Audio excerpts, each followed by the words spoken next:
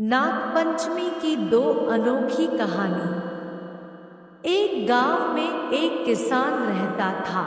उस किसान की एक बेटी और दो बेटे थे।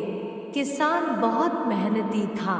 वह अपने परिवार के पालन पोषण के लिए खुद हल चलाता था।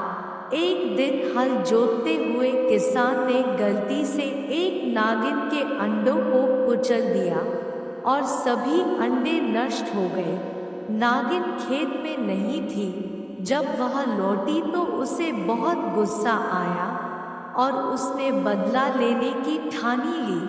नागिन ने कुछ ही समय बाद किसान के बेटों को डस लिया, जिससे दोनों की मौत हो गई। नागिन किसान की बेटी को भी डसना चाहती थी, लेकिन वो घर पर नहीं थी। अगले दिन नागिन फिर किसान के घर आई तो देखकर बहुत हैरान हुई, क्योंकि किसान की बेटी ने नागिन के सामने एक कटोरी में दूध रख दिया और नागिन से माफी मांगने लगी। किसान की बेटी के इस रवैये से नागिन बहुत खुश हुई और नागिन ने दोनों भाइयों को जीवित कर दिया। ये घटना श्रावण शुक्ल की पंचमी को हुई थी। यही वजह है कि इस दिन नागों की पूजा की जाती है। दूसरी कहानी। एक बार राजा वन से करेली तोड़ने लगा। तभी वहां नाग देवता आ गए और उन्होंने कहा कि तुमने मेरी आज्ञा की बिना करेली क्यों तोड़ी। राजा ने क्षमा मांग ली, लेकिन नाग देवता ने उनकी एक नहीं सुनी। राजा ने नाग देवता से कहा कि मैंने रानी को वचन दिया है, इसलिए वो करेली को घर ले जाना चाहते हैं। नाग देवता ने कहा ठीक है, ले जाओ, लेकिन इसके बदले में तुम्हें अपनी पहली संतान मुझे देनी पड़ेगी। राजा को कुछ समझ में नहीं आया कि क्या करे। राजा ने वचन दे दिया और घर आ गया। घर आकर राजा ने रानी को सारी बात बता दी।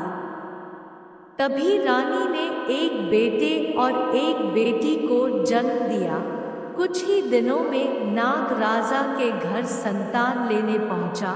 राजा ने कहा कि पहली संतान लड़की हुई थी, लड़की के मुंडन के बाद आना तभी दूंगा। राजा की बात मानकर नाग वहां से चला गया। नाग फिर आया।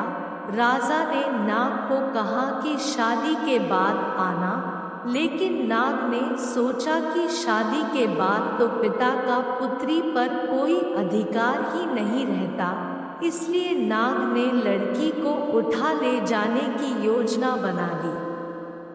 एक दिन नाग राजा की बेटी को उठाकर ले गया और राजा को बता दिया। राजा ने जैसे ही बेटी को ले जाने की बात सुनी तो राजा की उसी समय मौत हो गई। राजा की मौत की खबर सुनकर रानी भी मर गई। अब घर में राजा का लड़का अकेला रह गया। राजा के बेटे को उसके रिश्तेदारों ने लूट लिया और भिखारी बना दिया। राजा का बेटा उसी समय से भीख मांगने लगा।